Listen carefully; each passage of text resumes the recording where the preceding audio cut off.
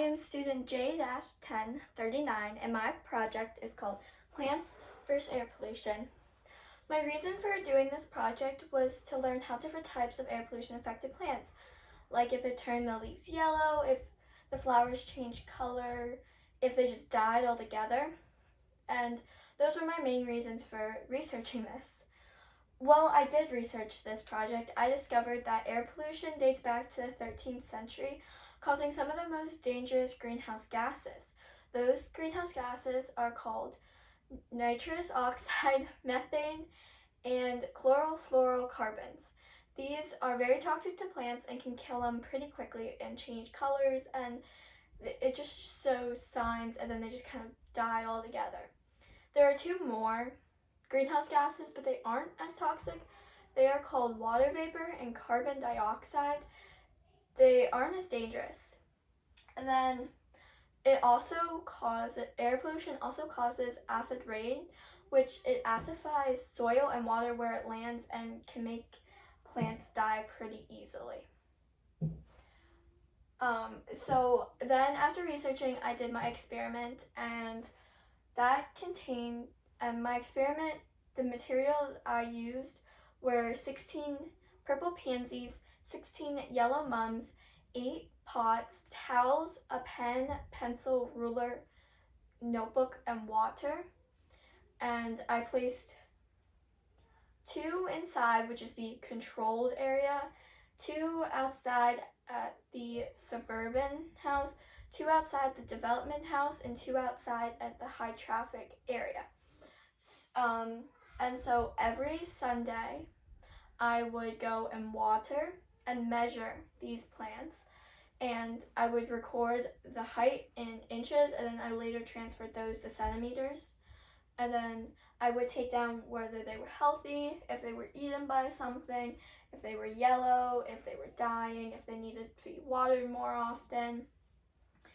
And I did that for 8 weeks, and I got the results I did. So pot 1 and 2, they were at the development house, and they grew pretty steadily. They had a drop around pot 1 had a drop around week 1, and then it just continued growing steadily. Plant 2 had a drop pot 2 had a drop majorly around week 5, and then it just it still grew, but not as well as before. Pot 2, plant 2 didn't have any drops. It grew pretty well. And by the end, you could tell that they were alive, they hadn't changed colors, and they were okay.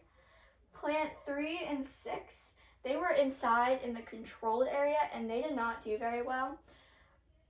Pot 3 didn't die, but it did have a drop around week 6, and it just never fully recovered from that. So by the end of it, they weren't looking very well, and they looked affected by no sunlight and no water.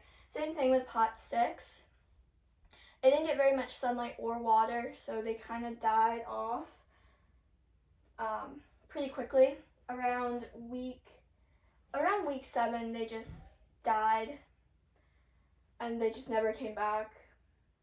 Pot 4 and 5, they were at the suburban house, and they did pretty well. No, pot 4 and 5 were at the high traffic area. So pot 4 didn't do very well.